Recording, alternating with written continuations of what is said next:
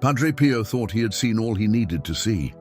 But heaven had one last revelation for him, one that would not only shake him, but would become a solemn warning for the future of the world. This vision did not come with light. It came with silence. It happened weeks after the night of the cries. The monastery was still asleep, wrapped in the quiet darkness before dawn. Padre Pio was kneeling in the chapel, his hands covered by gloves to hide the stigmata. He prayed with a heavy heart, still carrying the weight of what he had witnessed. But that night something unusual occurred. The Blessed Sacrament began to glow. It was not bright at first, just a soft, faint radiance coming from the tabernacle. Padre Pio blinked, wondering if his tired eyes were playing tricks on him. But the glow grew stronger, illuminating the entire chapel. Then the silence changed. It became alive. It became aware. Padre Pio felt a presence descending. But it was different from the presence of Jesus. This presence had a mother's tenderness, a mother's sorrow, a mother's urgency. The Virgin Mary appeared before him, clothed in soft light, her mantle flowing like gentle waves. But her face was not serene. It was grave, almost distressed. Padre Pio lowered his head immediately, whispering, "Mother." She raised her hand gently. "Rise, my son," she said, her voice trembling slightly. "You must hear what heaven asks you to tell the world." Padre Pio stood trembling. Mary looked deep into his soul, and for a moment her eyes filled with tears. "My son," she began, "the greatest wound in the heart of my son is no longer the sins that once devastated nations. It is a new sin, quiet and invisible, the sin that has made the world cold." She paused, and colder. Padre Pio did not fully understand. "What do you mean, Mother? What coldness?" Mary lifted her arm, and the chapel vanished. What replaced it was a vision of the world, cities, towns, villages, homes, all connected like threads of a vast tapestry.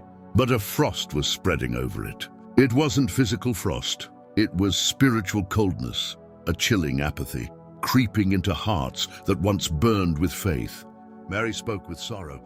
"Look, my son, the heart of the world is losing its warmth for God." Padre Pio watched in horror as churches that once overflowed with faithful now stood half empty. Families who used to pray together now sat in silence, glowing screens illuminating their faces instead of candlelight. He saw Christians growing tired of prayer, tired of love, tired of sacrifice, tired of God. "Mother," Padre Pio whispered, "why is this happening?" Mary's answer was devastating. "Because the enemy has changed his strategy. He no longer seeks to destroy them with great sins. He seeks to make them forget. Forget prayer, forget repentance, forget devotion, forget God. A world that forgets does not rebel, it simply drifts." Mary continued, "This is the coldness my son showed you, the quiet dying of the soul, the freezing of love. The frost in the vision thickened, spreading faster." Padre Pio cried out, "Mother, how can the world survive this? How can hearts be warmed again?" The Virgin Mary lowered her eyes. "Many will not survive it," she said softly. "Coldness makes the soul numb. It blinds the heart. It convinces the soul that it is alive when it has already begun to die." Then she raised her head again, her expression fierce with motherly authority. "But there is hope. There is always hope, as long as even one soul chooses to love." She opened her hand and a flame appeared, small, fragile, flickering. "This," she said, "is the flame of a heart that chooses God, even in a cold world." Padre Pio watched as the flame grew brighter. "One sincere prayer warms the soul," she said. "One honest confession melts years of indifference. One Hail Mary spoken with love can ignite a soul that has gone cold." Mary placed the flame into Padre Pio's hands. "My son, I need you to carry this flame, not for yourself, but for the world." Padre Pio stared at the small flame, feeling its warmth radiate into him. "Mother," he whispered, "I am unworthy." She smiled gently, a smile filled with compassion and divine tenderness. "No one is worthy, my son, but God chooses the weak to awaken the sleeping." The vision shifted again. Padre Pio now saw the future, decades beyond his own lifetime. He saw families so overwhelmed with distractions that they forgot to speak to God. He saw young people raised without prayer, without faith. without memory of heaven. He saw churches attacked, mocked, ignored. He saw Christians living without passion, without fire, without love. He saw a world where God became an afterthought. And then Mary spoke words that shook him to his core. This will be the greatest crisis in the history of souls, not a crisis of violence or persecution, but a crisis of coldness. She drew closer to him, her voice low and urgent. And you, my son, must warn them. Tell them that the coldness is spreading even among believers. Tell them that the world will pretend to be alive while spiritually dying. Padre Pio felt tears burn his eyes.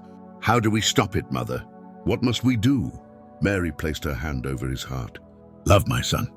Bring them back to love. Love is the fire that melts indifference. She gave him 3 gifts. A tear, symbol of compassion for the suffering souls. A flame, symbol of faith revived. A word, the message he must speak. What word, Mother? Padre Pio asked. Mary leaned close, her voice powerful. Awake. The flame in Padre Pio's hand blazed suddenly, flooding the vision with brilliant light. And the vision ended. Padre Pio found himself back in the chapel, kneeling before the Blessed Sacrament, the first rays of dawn touching the stained glass windows. His cheeks were wet with tears. His whole body trembled with the weight of the message. From that day forward, his mission changed. He preached with a fire that startled even the friars. He spoke with urgency, as if every soul was standing on the edge of a cliff. People would say that when Padre Pio looked into your eyes, it felt like he could see the temperature of your soul, whether it burned with love or had grown cold with indifference.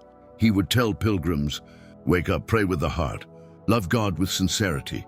The world is freezing spiritually, be the flame that remains. And so the warning became his life's mission, to awaken a sleeping world, to reignite love in cold hearts, to remind humanity that a forgotten God is still a loving God, and to teach the world that a single prayer, spoken with truth, can warm the coldest soul.